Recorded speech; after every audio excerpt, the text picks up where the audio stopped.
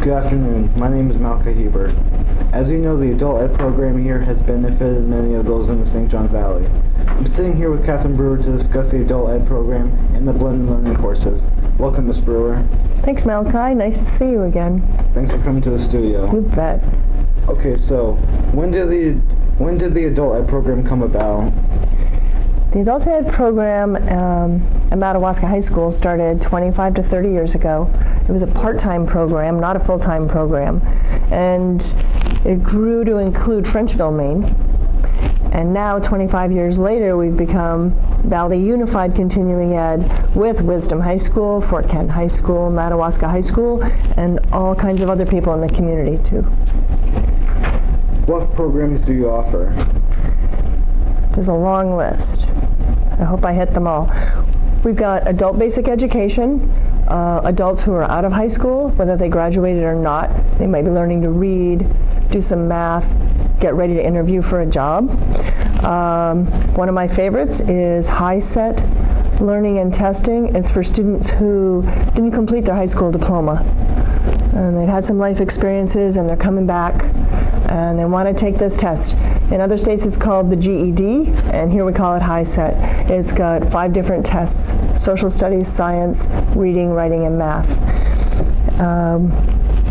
We have a college access program, so when high school graduates or adults in the community want to go to college or get back to college, we can do some skills, we can do some reading, some writing, get a resume done, do some job shadowing, or apply to college.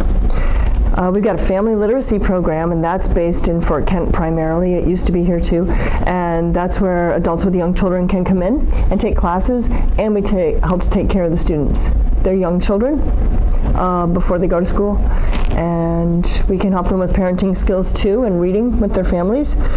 We've got workforce training, so if you want to work in the food industry, we've got the food service certification. Certified nurses assistants, CNAs, can take classes. There are lots of CNAs needed in the medical field here. People can learn to speak English if it's their second language. We have conversational meetings in the evening sometimes. I'm currently working with a student from Turkey and one from Nepal. It's very interesting for me. And we've had a student earn their U.S. citizenship as well, so that's some of what we do. How long have you been the instructor here? I've been the instructor here at Madawaska Middle High School for just 2 years. So last year I was brand new, and this in my second year I feel like I've been able to make better use of the resources that I have and build more relationships with students. My favorite thing in this whole program is the one-on-one relationships that I get to have with my students. It's not the general ed classroom where there are 12 or 20 students learning the same lesson. We get to work one-on-one. So if you have family situations at home, some things that you're working through, we find a way to do it together, whether you're a high school student in a blended learning class or an adult who wants to get to college. I really enjoy the one-on-one with students. I'm glad you asked. How does your program benefit those who take adult ed?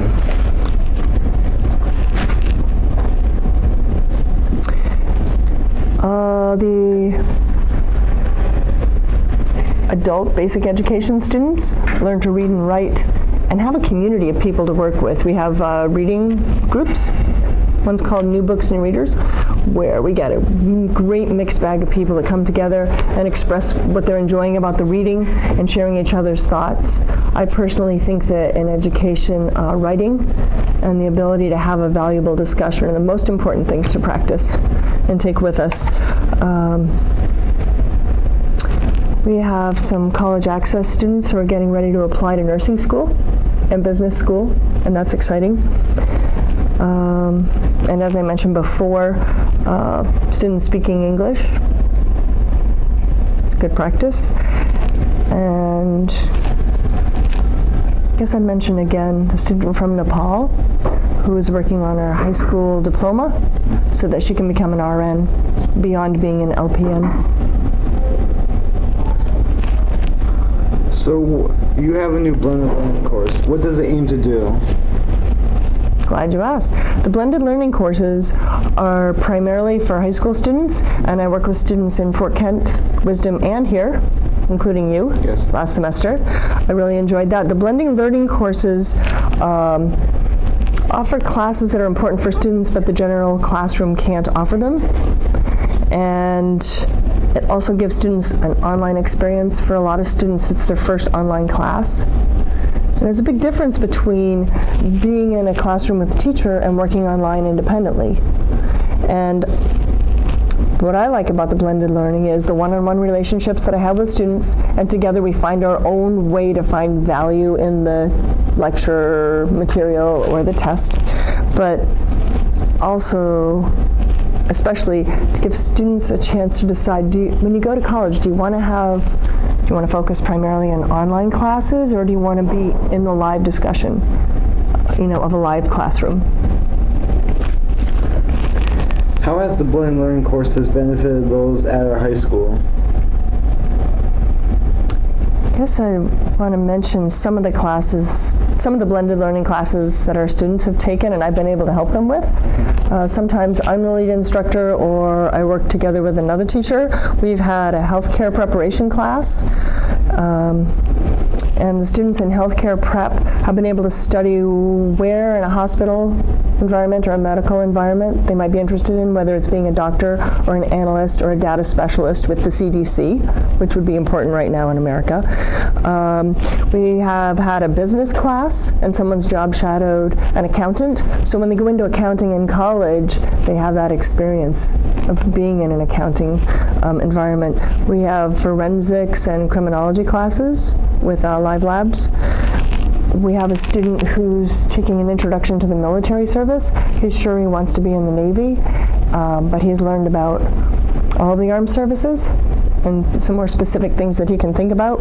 We've had a veterinary science student who got accepted to vet school in PEI, Prince Edward Island, and this was her only veterinary background outside of her biology, chemistry, and science. There's an example. Is there anything else you'd like to add before we wrap up with this interview? Yes, I'd like to tell you about a few more things that I really enjoy in my work, and I'd like to encourage students to be a part of. We have a book group called New Books, New Readers, where we bring together all kinds of people in our school environment and the community, and people are welcome. I'm putting up new posters today about our next group. A lot of the students that I work with have earned credit toward their graduation, and I think I forgot to say that I can help students with credit recovery. And so last year I helped a student who kind of came in at the last minute trying to earn some credit. We worked very hard together, attended graduation together, and I got to speak about the work that we'd done, and then I think I pretty much slept for the next 2 weeks because we worked so hard. But I enjoyed that. And I like staying in contact with students because if one of our students gets introduced to a subject they're interested in, let's call it nursing, and they take the healthcare class and they're getting ready to apply to college and they need a job shadow in nursing before they go, we can keep in touch about that. And I like encouraging students. Okay, well, thank you for taking the time out for the interview, and thanks for watching for WWL. This is Malka Hebert signing off.